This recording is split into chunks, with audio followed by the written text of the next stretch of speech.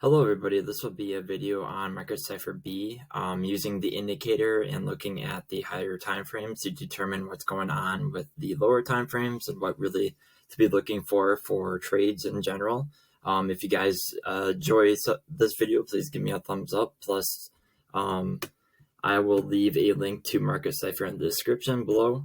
Anyways, starting off, I like to start off with the monthly time frame and just kind of identify what we are doing. Right now, we are sitting on a red monthly candle right now. And if we go to our indicator Market Cipher B, we can see that the VWAP is kind of staying flat right now, meaning kind of a sideways market in a way. I think the monthly time frame, looking at that, it identifies like your overall trend of the move right now. And so, as you can see, we had a large monthly divergence. Usually that is a very, very strong indication of the trend. And you can see that money flow has been going down over time. Now, when looking at these higher time frames, I like to use the Coinbase chart of Bitcoin. Whereas if I use the Bybit, I won't get as much data, if any data at all, on the monthly time frame. That's why I like to use the Coinbase chart just to look at the indications overall on larger time frames. Anyways, I move down to the 2-week time frame and I look at the indications here. Right now, we can see the VWAP is coming up, and you can see money flow is kind of coming up. We'd also have momentum below the 0 line. That's another thing too. You want to look to see if momentum is above and below the 0 line, along with what the VWAP is kind of doing. If it's going sideways, it means a sideways market. If the VWAP is pointing up, it means a big move, potentially. It just depends on the slope of the VWAP is what you really want to look at. And so you can see that the VWAP is coming closer to printing a green dot. We still have another 7 days before that happens, though. But usually the monthly and the weekly time frame I look at more than the 2-week per se.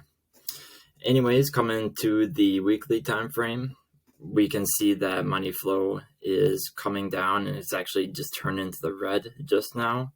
This is not too good of a sign, in my opinion. We also had a previous green dot print from last week, and we also have momentum below the 0 line, meaning kind of a downwards trend in a way. But if you do look at the RSIs, you see that the RSIs are kind of overbought or oversold, And how you identify that is when the stochastic RSI is red and the regular RSI, this maroon looking RSI, is below it. And so that means it is oversold in a way. Anyways, moving down to the 7-day, I guess. The 7-day, it goes along with the weekly, but I've noticed the 7-day gives you more of a leading indication when it comes to identifying the weekly time frame. So that's just a trick for you guys to use the 7-day time frame if you want. Right now, we go to the 3-day time frame, and you can see we have a red dot printing, and this will end in about 22 hours right now, but this is overall bearish when you look at it.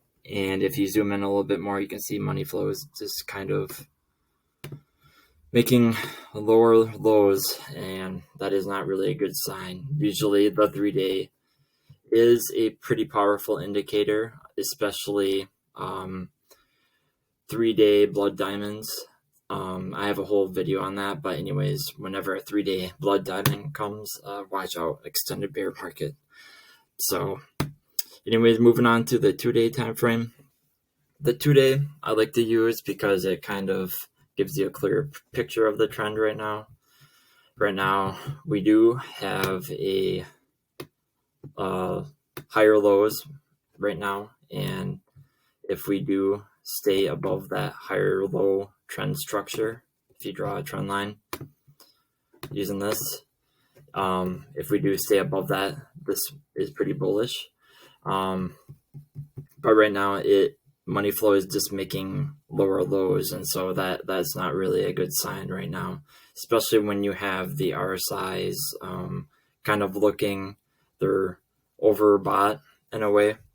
When you have the stochastic RSI being green, and then you have the regular RSI, this maroon one, kind of on top of that, and it's like spread apart in a way. Anyways, one of the most important ones, in my opinion, is a daily time frame, especially when you want to identify your environment, as CryptoFace would say. But this is very useful in scalp trading and day trading specifically. You want to look at first what the VWAP is kind of doing. And right now it's kind of going sideways, meaning we're kind of in a sideways market right now. You can see that the money flow is negative, meaning there's kind of a negative downward momentum. It's kind of like pressure pushing down on the price right now.